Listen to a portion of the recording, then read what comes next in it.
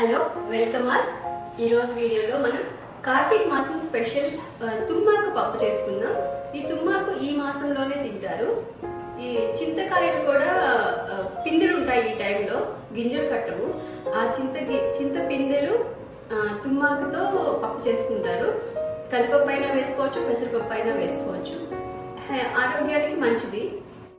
కార్తీక మాసంలో మనం ఉపవాసాలు ఉంటాం కదా, సోమవారాలు, కార్తీక పౌర్ణమి రోజు, కార్తీక సోమవారం రోజు ఇట్లా ఉన్నప్పుడు ఈ పప్పును చేసుకుని తినండి, చాలా మంచిది.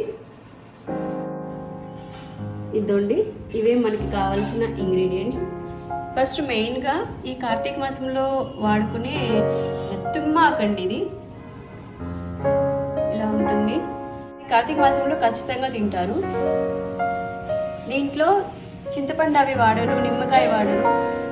చింతకాయలు పిందెలు ఉంటాయి కదా, చింత పిందెలు అంటారు, అవి వాడతారు. ఇంకా గింజ కట్టకుండా చిన్న పిందెలు వస్తాయి, అవి వాడతారు. దాంట్లో ఒక కప్పు కందిపప్పు తీసుకున్నాను, ఒక టమోటా, ఒక 10-12 పచ్చిమిరపకాయలు, తిరుగుమాతకి ఆయిల్, తాలింపు సామాన్లు, ఒక ఉల్లిపాయ, కరివేపాకు, కొత్తిమీర, 1/2 స్పూన్ పసుపు తీసుకున్నాను. ఫస్ట్ మనం కందిపప్పుని కడిగేసి నానబెట్టేసుకుందాం. అది నానేలోగా ఈ ఆకుని వలిచేసుకుందాం.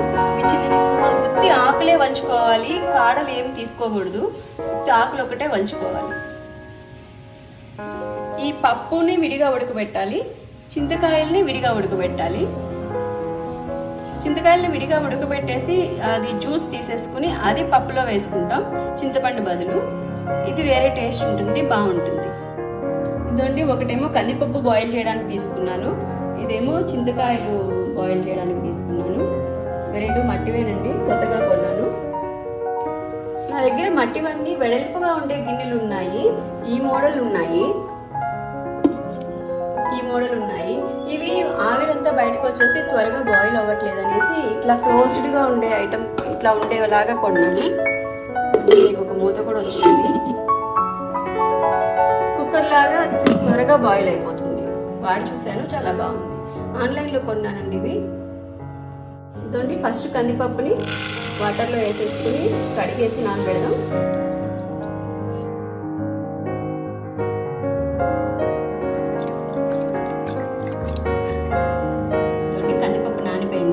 దీంట్లో పచ్చిమిరపకాయలు కట్ చేసేసుకున్న ముక్కలు, టమాటా కట్ చేసేసాను. ఇదండి, తుమ్మాకు అంతా క్లీన్ చేసిన తర్వాత ఇలా ఉంటుంది. దీన్ని కూడా కొంచెం కట్ చేసేసుకుని రఫ్గా పప్పులో వేసేసి పచ్చిమిర్చి, టమోటా, ఆకులు, కొంచెం పసుపు అన్నీ వేసేసి బాయిల్ చేద్దాం. ఇట్లా రఫ్గా కట్ చేసేసుకున్నాను. పచ్చిమిర్చి, టమాటాలు, 1/2 స్పూన్ పసుపు,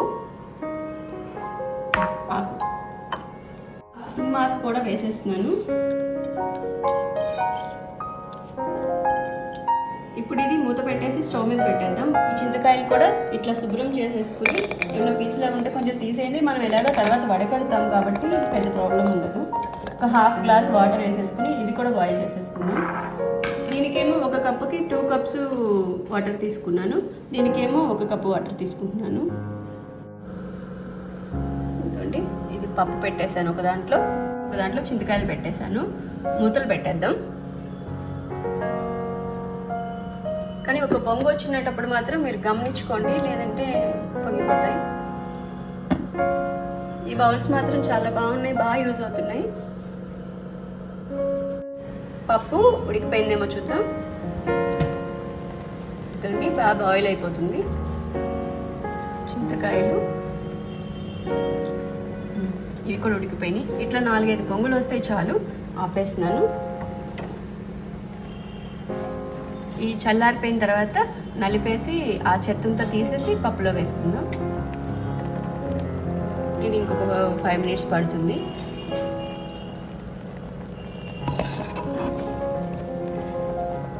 పప్పు ఇంకా ఉడకలేదు. పప్పు ఉడికిపోయింది. ఇంకా దీన్ని చేసి తిన్నాం. ఈ చింతకాయలు ఉన్నాయి కదా, ఇవి కూడా నలిపేసి గుజ్జు తీసేద్దాం. ఇప్పుడు వీటిని ఇట్లా నలిపేసుకుని ఆ తొక్కు చెత్త అంతా తీసేద్దాం. తీసేసి పప్పులో వేసేసి ఎన్ని చేద్దాం. ఇక్కడ మనకి ఇంకా తిరుగుమాత సామాన్లు ఒకటే మిగిలినవి. ఇప్పుడు దీంట్లో మీ టేస్ట్కి సరిపడా 1 స్పూన్ కానీ 1.5 స్పూన్ కానీ ఉప్పు వేసేసి, నేను కల్లుప్పు వేసాను, ఉప్పు వేసి చేసుకుందాం. ఇలా దాంట్లో వేస్ట్ అంతా తీసేసి పక్కన పెట్టేసుకుందాం. ఈ గుజ్జుని పప్పులో కలిపేద్దాం.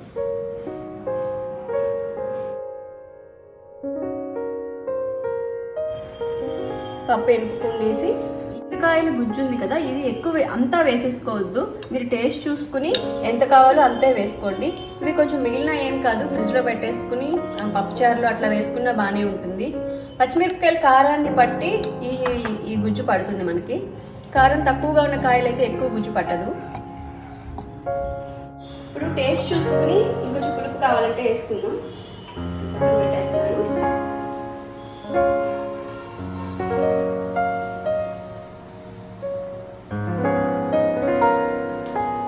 ఇంకొంచెం వేసుకోవచ్చు. తిరుగుమాతకి ఒక ప్యాన్ పెట్టేసుకుని దాంట్లో హీట్ అయిన తర్వాత ఆయిల్ వేసేసి తిరుగుమాత వేసేద్దాం.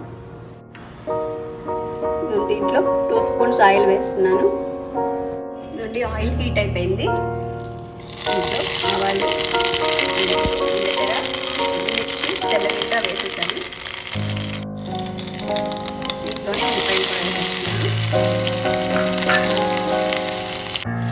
దీంట్లోనే కరివేపాకు కూడా వేసేస్తున్నాను.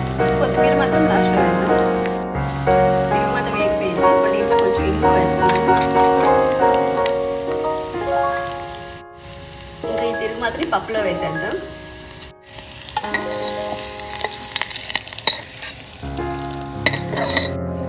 ఈ పప్పుని ఇప్పుడు 2 మినిట్స్ స్టవ్ మీద పెట్టేసి ఒక ఉడకనిద్దాం. పప్పు కొంచెం గట్టిగా అనిపిస్తే కొంచెం వాటర్ వేసుకోండి. నేను కొంచెం వాటర్ వేస్తున్నాను. పప్పుని మళ్ళీ కొంచెం స్టవ్ మీద పెట్టేశాను. ఇప్పుడు కొత్తిమీర వేసేస్తున్నాను.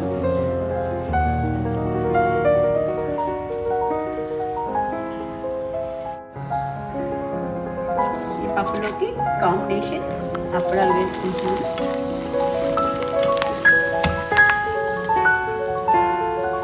ఇదండి ఇలా 2 ఉడుకులు ఉడికితే చాలు. ఇంకా స్టవ్ ఆఫ్ చేసేస్తున్నాను. ఇంకా బౌల్లోకి తీసేసుకుందాం. కార్తీక మాసంలో మనం ఉపవాసాలు ఉంటాం కదా, అప్పుడు ఇలా ఈ పప్పు చేసుకుని తింటే చాలా మంచిది, ఆరోగ్యానికి మంచిది. తుమ్మాకు పప్పు కార్తీక మాసంలో మాత్రమే తింటారు. ఉపవాసం రోజు మనం అరిటాకులో తింటాం కదా, ఇట్లా వేడి అన్నం పెట్టుకుని